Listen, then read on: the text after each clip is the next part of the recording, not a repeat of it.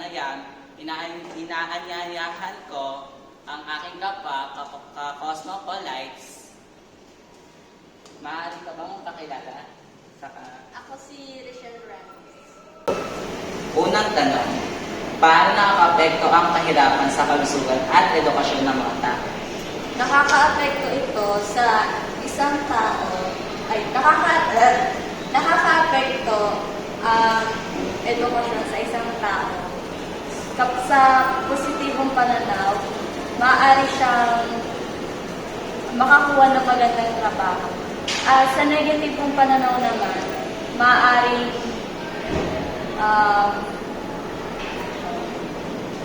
sa negatibong paraan naman, sa isang tao,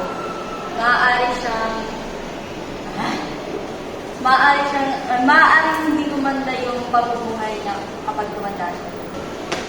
Paano nakaka-apekto ang kawalan ng sapat na trabaho at mababang sahod sa antas ng pamumuhay ng may hirap na pamilya? Nakaka-apekto ito sa isang pamilya. Katulad na lang, maaaring magkulang ang supply ng pagkain at yun. Ano ang iyong pananaw sa pagtaas ng presyo ng mga bilihin at paano ito nakaka-apekto sa mga mahihirap? Ang pananaw ko dito ay lalong mahihirapan ang mga mahihirap na bumili ng kanilang pangangailangan dahil limitado lamang ang kanilang sahod at hindi ito pantay sa mga bilihin ngayon, lalo na tumataas.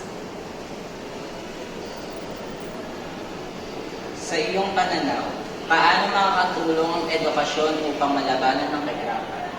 Nakakatulong ang edukasyon para malabanan ang kahirapan dahil ito lamang ang susi para makalis sa kahirapan. Sa iyong palagay, ano ang pinakamahalagang solusyon na dapat pagtuunan ng pansin upang malutas ang problema ng kahirapan sa ating bansa?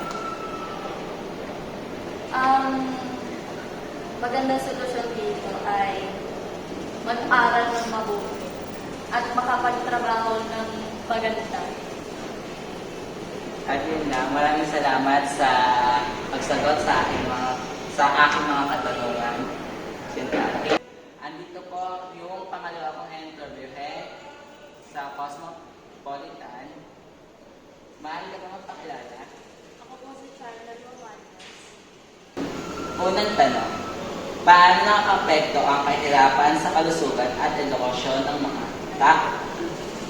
Nakaka-apekto yung kahirapan sa kalusugan siguro kasi sa financial na mahirapan silang mamuhay sa pang-araw-araw kasi may iisip sa financial. Sa edukasyon naman, siguro mahirapan yung isang estudyante kasi sa financial din na problema sa pang-araw-araw na pagpasok, may siyang problema.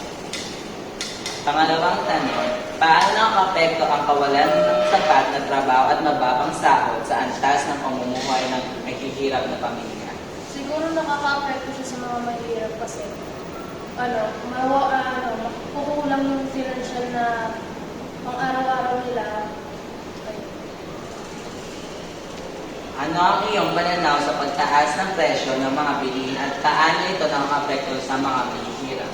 Nakaka-apekto ito kasi parang kulang na ngayon pang araw-araw nila tapos tumaas pa yung mga bilihin. Mas nakaka-apekto talaga sa kanila. Pang-apat na tanong, sa iyong pananaw, paano makakatulong ang edukasyon upang malabanan ng kahirapan? Siguro pag nakatapos sila, makakapagtrabaho sila ng maayos tapos may pangtustos sila sa kanilang pamilya. Ang huling tanong, sa iyong palagay, anong pinakamahalagang solusyon na dapat pagtuunan ng pansin upang malutas ang problema ng kahirapan sa ating bansa? Siguro yung magsumikap lang sila sa kahit mahirap yung buhay, may magagawa sila, magsumikap lang sila. Maraming salamat sa pagsagot sa aking mga katanungan. Thank you. Maaari ka bang magpakilala? Ako si Samantha Manlangit. Unang katanungan, paano nakapekto ang kahirapan sa kalusugan at edukasyon ng mga tao? Nakakaapekto ang kalusugan sa pamamagitan ng kakulangan ng pambayad sa bill kapag na-ospital kasi walang sapat na pambayad, at sa edukasyon naman, maraming estudyante ang hindi nakakapagtapos ng pag-aaral dahil sa kakulangan or hindi sapat na pera dahil sa kahirapan. Pangalawang katanungan, paano nakapekto ang kawalan ng sapat na trabaho at mababang sahod sa antas ng pamumuhay ng mahihirap na pamilya? Nakakaapekto ito lalo na sa pamilya ng nagtatrabaho or may kakayahang magtrabaho dahil hindi sapat yung pera o yung kinikita ng nagtatrabaho para mag-provide sa pamilya, sa kanyang pamilya. Pangatlong katanungan, ano ang iyong pananaw sa pagtaas ng presyo ng mga bilihin at paano ito nakapekto sa mga mahihirap? Sa aking pananaw, nakakaapekto ito para sa mga mahihirap dahil hindi nila nabibili yung kanilang gusto or pangangailangan para sa kanyang pamilya dahil sa kakulangan ng pera or sa kahirapan. Pang-apat na katanungan, sa iyong pananaw, paano nang makakatulong ang edukasyon upang malabanan ang kahirapan? Sa aking pananaw, makakatulong ang edukasyon sa kahirapan sa pamamagitan ng pagtatapos ng pag-aaral ng estudyante. Dahil dito, makakatulong sila sa kanilang magulang para makaahon sa kahirapan. Ang huling katanungan, sa iyong palagay, ano ang pinakamahalagang solusyon na dapat pagtuunan ng pansin upang malutas ang problema ng kahirapan sa ating bansa? Sa aking pananaw, ang solusyon para rito ay kailangan itaas ang sahod or para maging sapat ito para mag-provide para sa kanilang pamilya at para sa kanilang pangangailangan. Maraming salamat sa pagsagot sa aking katanungan.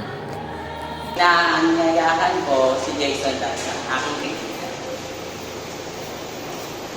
Pwede ka lang ba sa aking katanungan? Paano nakakapekto ang kawalan ng sapat na trabaho at mahabang sahod sa antas ng pamumuhay ng mahihirap na pamilya? Siyempre, dahil sa dahil sa mababang sahod, nauobliga yung tatay o nanay kung sino man nagtatrabaho sa pamilya na magdoble kayo, at yun, dahil doon, nag-burnout ang papagod. Ano ang iyong pananaw sa pagtaas ng presyo ng mga bilihin at paano ito nakakapekto sa mga mahihirap? Ano nakakapekto sa mga mahihirap? Kasi nga, dahil nga sa konting sa bilat, mas tinaas pa yung presyo ng bilihin. Lalong naghihirap yung mga mahihirap. Sa iyong pananaw, paano makakatulong ang edukasyon upang malabanan ang kahirapan? Malaking tulong yung edukasyon malaking tulong yung edukasyon para ma-prevent o mabawasan yung kahirapan sa Pilipinas. Kasi nga, pag mas marami na nalaman, mas marami mananadiskarte trabaho. Sa iyong palagay, ano ang pinakamahalagang solusyon na dapat pagtuunan ng pansin upang malutas ang problema ng kahirapan sa ating bansa? Para sa mga gobyerno, yung mga nanunungkulan, dapat open sila o handa sila makinig sa mga hinahin ng mga nasasakupan nila, lalo na yung mga nasa squatters nila, para malaman nila, para mahanapan nila yung solusyon ng problema ng mga mahirap. Maraming salamat sa pagsagot sa aking mga katanungan, class. Maaari ka bang magpakilala? Ako si Irisel. Unang tanong, paano nakakapekto ang kahirapan sa kalusugan at edukasyon ng mga tao? Nakakaapekto ang kahirapan sa kalusugan ng mga tao dahil sa kakulangan sa pera upang mapagtuunan ng pansin ang kanilang kalusugan or mapagamot ang kanilang mga nararamdamang sakit. At para naman sa edukasyon, maraming Pilipino or mamamayan ang mas pinipili na lang na tumigil sa pag-aaral dahil sa kakulangan sa pera or dahil sa kahirapan. Pangalawang tanong, paano nakakaapekto ang kawalan ng sapat na trabaho at mababang sahod sa antas ng pamumuhay ng mahihirap na pamilya? Mas lalo silang nahihirapan dahil sa kawalan ng sapat na trabaho at mababang sahod. Pangatlong tanong, ano ang iyong pananaw sa pagtaas ng presyo ng mga bilihin at paano ito nakakaapekto sa mga mahihirap? Nakakaapekto ito sa mahihirap dahil hindi na nga sapat ang sahod na nakukuha nila, tapos magtataas pa ang mga bilihin. Pang-apat na katanungan, sa iyong pananaw, paano makakatulong ang edukasyon upang malabanan ang kahirapan? Nakakatulong ito dahil ang edukasyon ay ang sagot sa kahirapan. Panghuling katanungan, sa iyong palagay, ano ang pinakamahalagang solusyon na dapat pagtuunan pansin upang malutas ang problema ng kahirapan sa ating bansa? Sa aking palagay, ang dapat pagtuunan ng pansin ay ang overpopulation sa ating bansa. Dahil isa ito sa pinakapangunahing dahilan kung bakit marami ang mahihirap. Sa paanong paraan? Sa tingin ko, dapat ang mga Pilipino ay magkaroon ng family planning. Isa rin ang pagtuon ng pansin sa teenage pregnancy sa ating bansa. Maraming salamat sa pagsagot sa aking mga katanungan.